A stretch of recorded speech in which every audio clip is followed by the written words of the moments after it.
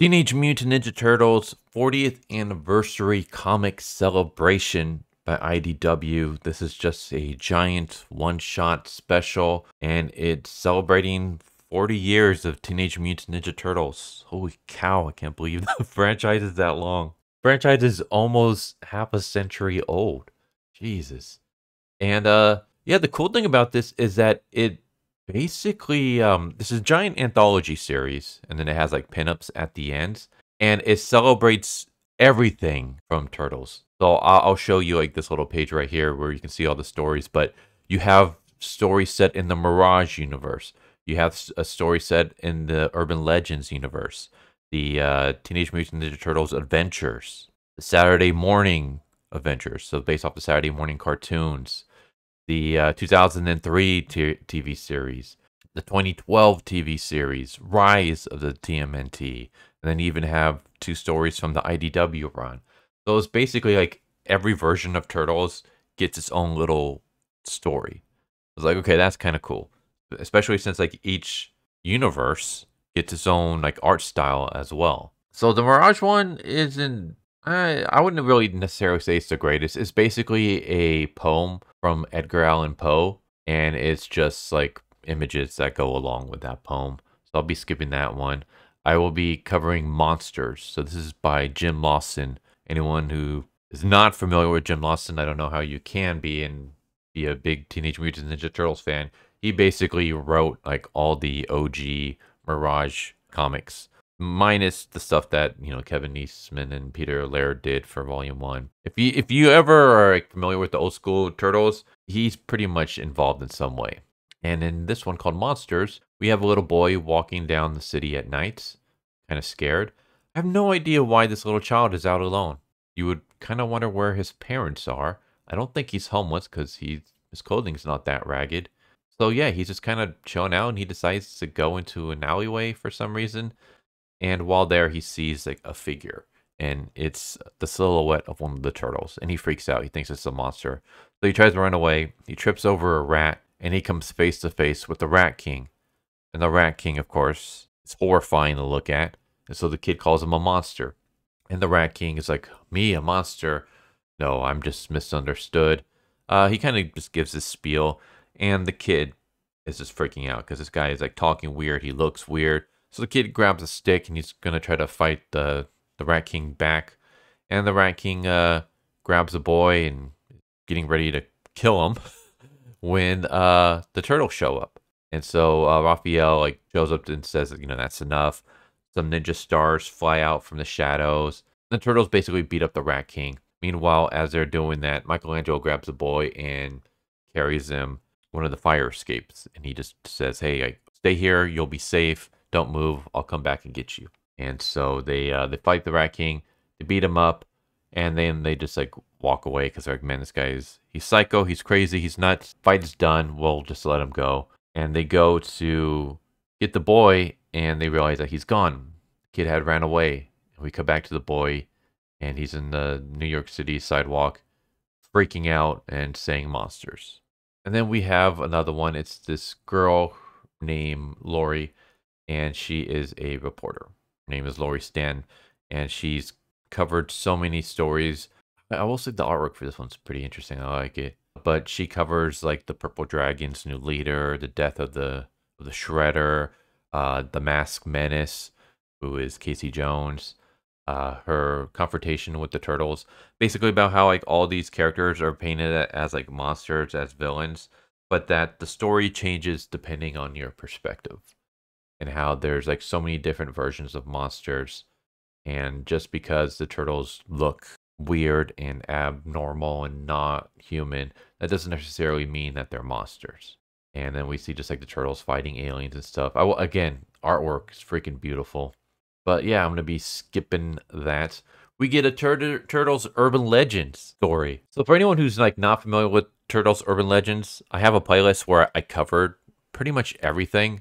Like there are gaps of comics that I missed. I mean, I read them, I just didn't cover them.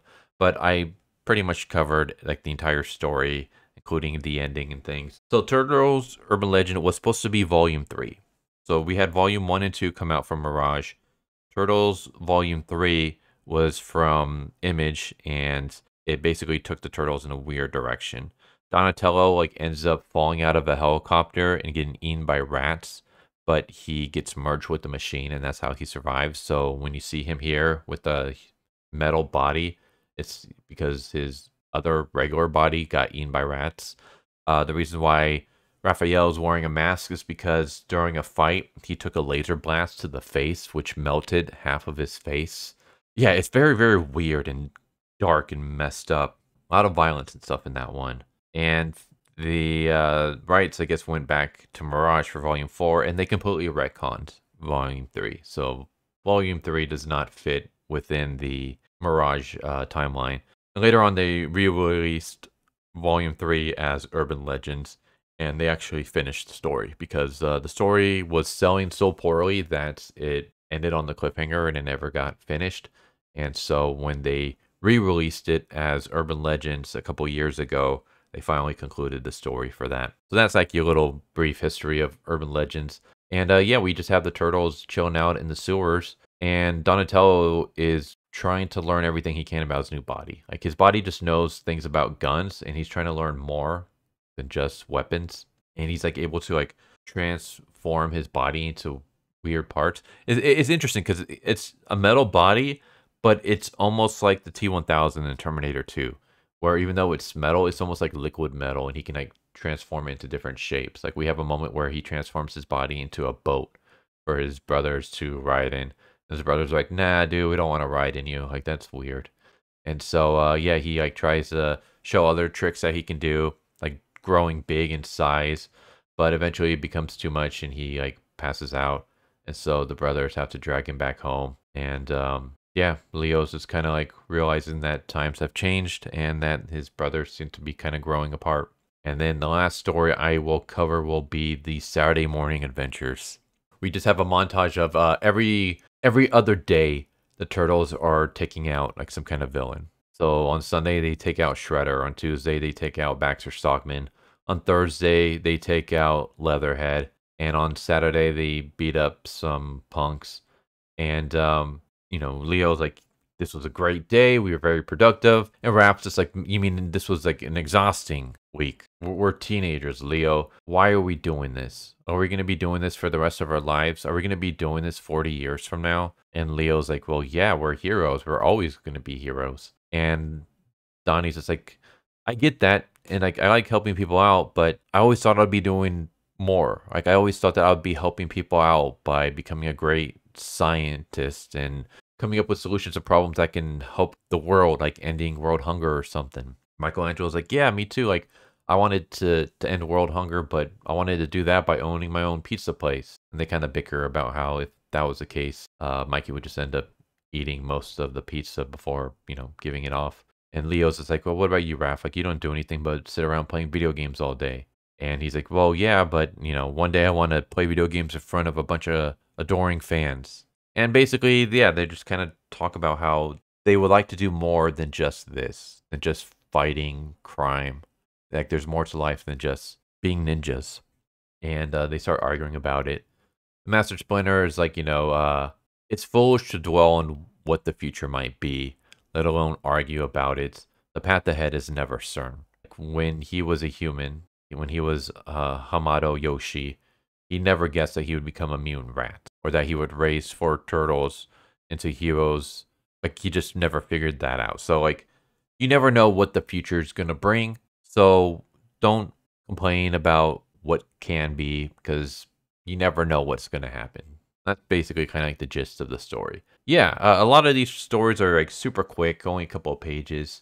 But there's a lot of interesting stuff here. And again, if you're a Turtles fan, then definitely check it out, because it covers like everything pretty much. I mean, obviously there's probably going to be something missing in here, but it covers like all the cartoons. It covers the different publications like IDW, Image, Mirage. It covers all that stuff. And so, yeah, I think this is a pretty nice celebration of 40 years of Ninja Turtles. Crazy to think it's been 40 years. Jesus. Here's hoping for another 40 more, and then 40 more after that. Like, I want the Turtles to last forever. That would be just so amazing. It's my favorite franchise ever. And just to see it survive for this long. It's survived longer than I've been alive. Like, that's crazy. And I hope it keeps going. Like, that would just be amazing. So, yeah, there you go. There's Teenage Mutant Ninja Turtles 40th anniversary comic celebration. Hope you guys enjoyed. Go check it out.